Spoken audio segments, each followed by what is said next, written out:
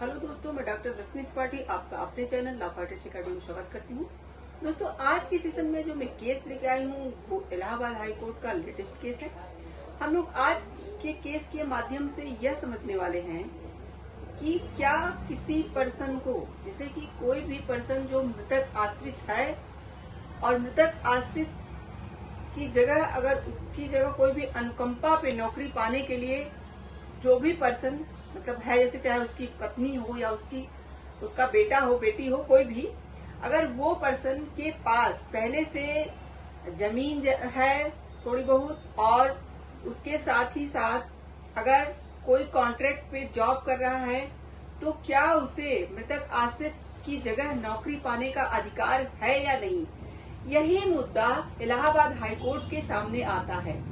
तो चलिए हम लोग आज इस केस के माध्यम से यह बात विस्तार से जानते हैं कि इलाहाबाद हाई कोर्ट ने अपने जजमेंट में क्या कहा और क्या ऐसा होता है कि अनुकंपा पे नौकरी जो मिलती है, अगर वो किसी के पास खेत वगैरह है जैसे, या फिर कोई जो है नौकरी हो, प्राइवेट नौकरी हो, कॉन्ट्रैक्ट पे नौकरी हो, तो क्या उसे अनुकंपा पे जॉब पाने का अधिकार नहीं है।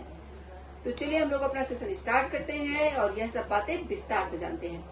जैसा कि ये जो मसला था वो इलाहाबाद हाई कोर्ट के पास यूं पहुंचा कि जो एक पर्सन रहते हैं जो कि गन्ना अधिकारी, मतलब गन्ना अनुसंधान जो होता है वहां पे मतलब वहां पे वह एक क्लर्क के रूप में जॉब कर रहे थे। तो वहां पे वो क्लर्क के रूप में जब जॉब कर रहे थे, जब वो मर जाते हैं तो उनके मरने के बाद उनकी जो वाइफ रहती है वो पहले से ही एक जो है कॉन्ट्रैक्ट बेस पे जॉब करती रहती हैं। तो इसीलिए उन्होंने अपने पति की जगह नौकरी नहीं लिया। उनका बेटा लगभग 9 साल का रहा होगा। तो जब उनका बेटा वयस्क हुआ तब वह जो है गन्ना अधिकारी के पास जा करके एक याचिका डालता है और अपने लिए अनुकंपा पे मतलब जॉब पाने के अपने पिता की जगह मतलब निवेदन किया जाता है। तो वहां पे क्या होता है कि जो गन्ना अधिकारी वगैरह जो रहते हैं इसकी याचिका को बच्चे के खारिज कर देते हैं और कहते हैं कि यह जो है अब अनुकंपा पाने योग्य लोग नहीं है। क्यों नहीं है, उनका क्यों कहना था? उनका ये कहना था कि इनके पास कुछ खेत भी है और इनकी माँ कॉन्ट्रैक्ट बेस पे जॉब भी करती है। तो जब इनके यहाँ खर्चा आसानी से चल जा रहा है और उनके पिता को मरे इतने साल हो गए, जब इनका खर्चा तब चल गया, तो अब इनको इसकी क्या जरूरत है। यही सब कह करके उन्होंने क्या किया, उस बच्चे की याचिका को खारिज कर दिया। तब वो बच्चा क्या करता है, अब वो जाता है अपने पिता की जगह नौकरी पाने के लिए इलाहाबाद हाई कोर्ट में याचिका लेके जाता है। तो जब उसकी याचिका इलाहाबाद हाई कोर्ट के सामने पहुंचती है तो इलाहाबाद हाई कोर्ट ने सारे मामलों को पहले समझा, जाना, सारे एविडेंसों को देखा। तो वहां पे इलाहाबाद हाई कोर्ट ने कहा, एक एकल पीठ थी, मतलब एक जज की बेंच बैठी थी। उन्होंने कहा कि देखिए, अगर कोई पर्सन के पास थोड़ी बहुत जमीन है, जैसा कि जब इलाहाबाद हाई कोर्ट ने एविडेंस वगैरह लिया तो देखा कि जिस बात के लिए वो लोग कह रहे थे कि इनके पास काफी खेत होता है, तो उन्होंने देखा कि खेत था, बहुत कम मात्रा में था। और फिर उन्होंने कहा कि इनकी माँ जहाँ कॉन्ट्रैक्ट पे जॉब करती थी वो 6,000 की नौकरी करती थी, मंथली 6,000 पाती थी। कहा कि उन्होंने कि जो 6,000 की जॉब करती हुई एक महिला और जिसके पास खेती बाड़ी बहुत ही कम है, भले है पर बहुत ही कम है, और इवन उसकी एक बेटी भी है जो शादी योग्य अब हो गई है, और बच्चा जब पहले वयस्क नहीं था तो वह जॉब कैसे पा सकता था। तो जब वो वयस्क हुआ तभी तो उसे जॉब में मतलब आना था। और रही बात उनके माँ की, तो उन्होंने सोचा होगा कि मैं पहले से कुछ तो पा रही हूँ, अपने बच्चों का भरण पोषण कर रही हूँ, तब तक मेरा बच्चा वयस्क हो जाएगा तो उसको भी नौकरी मिल जाएगी। तो यहाँ पे कोर्ट ने यही कहा कि भाई देखिए, यहाँ पे जो आप ये बात रख रहे हो, उन्होंने जो गन्ना अधिकारी वगैरह थे उनसे ये कहा कि अगर आप यहाँ पे जो ये बात रख रहे हो कि इनके पास खेत वगैरह ज्यादा है, तो इनके पास खेत वगैरह ज्यादा कहाँ है। उन्होंने कहा कि मतलब इलाहाबाद हाईकोर्ट ने कहा कि आपने सही तरह से जांच वगैरह कराया ही नहीं है।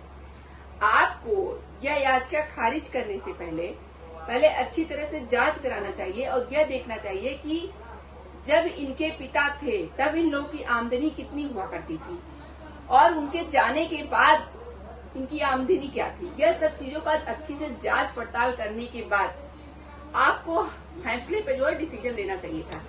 यहाँ पे इस लड़के के पास एक इसकी बहन भी है जो कि शादी योग्य है, और इसकी माँ क्या पाती है, 6,000 मंथली पा रही है। तो 6,000 मंथली में घर खर्च किसी तरह से चल भी सकता है। तो एक बच्चे की शादी करनी है और उस लड़के का भी बड़ा होगा तो शादी ब्याह करना है, तो दो बच्चों का, वयस्क बच्चों का खर्चा उठाना बहुत कठिन काम है। इसलिए इसको जो है, इस बच्चे को नौकरी पे रखा जाए इसकी पिता की जगह। इलाहाबाद हाईकोर्ट ने उस लड़के की याचिका को स्वीकार किया और अपने जजमेंट में कहा कि जो गन्ना अधिकारी वगैरह हैं उनको अपनी याचिका पर पुनः विचार करना चाहिए और 1 महीने के अंदर अंदर इस पर्सन को नौकरी मिलनी चाहिए, क्योंकि इसको नौकरी की जरूरत है। तो यहाँ पे ये बात उठाई गई थी गन्ना विकास अधिकारी की तरफ से कि जो मतलब इनकी माँ है, अगर वो पहले चाहती तो जॉब ले लेती तो हम लोग उनको जॉब दे देते, लेकिन इनकी माँ ने जॉब लिया नहीं था। तो यहाँ कोर्ट ने कहा कि यह अलग बात हो गई। उनकी माँ पहले से कॉन्ट्रैक्ट बेस पे जॉब कर रही थी, उन्होंने नहीं लिया, लेकिन उनका बेटा जब वयस्क हुआ और उनको पैसों की जरूरत है उन लोगों को, तो वो अनुकंपा के अधिकारी होंगे।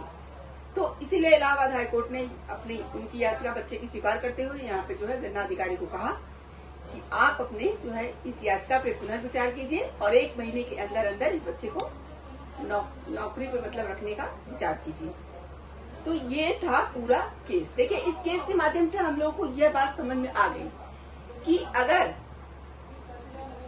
जैसे कि कोई व्यक्ति अपने माता पिता की जगह जॉब पाना चाहता है, तो अगर उसके यहाँ अच्छा मतलब आमदनी का स्रोत है, तो अच्छे आमदनी के स्रोत पे हो सकता है तब वहां उसे जॉब ना भी मिले, क्योंकि यहाँ पे मामला तुरंत का नहीं था, मामला यहाँ पे था काफी दिनों के गैप का।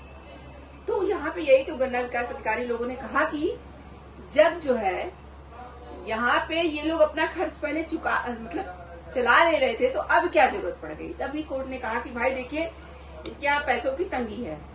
तो यही उन्होंने कहा कि आपने जांच पड़ताल नहीं कराया था, जांच पड़ताल करते तो आपको पता चलता जिसको अगर इसकी जरूरत है तो उसको तो जॉब मिलनी ही चाहिए। अगर हाँ इन लोगों का खर्चा चलता, इनकी माँ सरकारी जॉब में होती और इन लोगों का खर्चा अभी तक आसानी से चलता रहता, तो आप ना देते तो वो अलग चीज थी। लेकिन यहाँ पे आज इनको जरूरत है तो इनको मिलना ही चाहिए। ये था कोर्ट का जजमेंट। तो आशा करते हैं कि आज का सेशन आपको पसंद आया होगा। आप मेरे चैनल को लाइक कीजिए, सब्सक्राइब कीजिए, शेयर कीजिए और बेल आइकन को दबाइए, जैसे ऐसे ही नए नए केसेस में आपको अवगत कराती रहूँ। आज के लिए बस इतना ही। Thank you very much.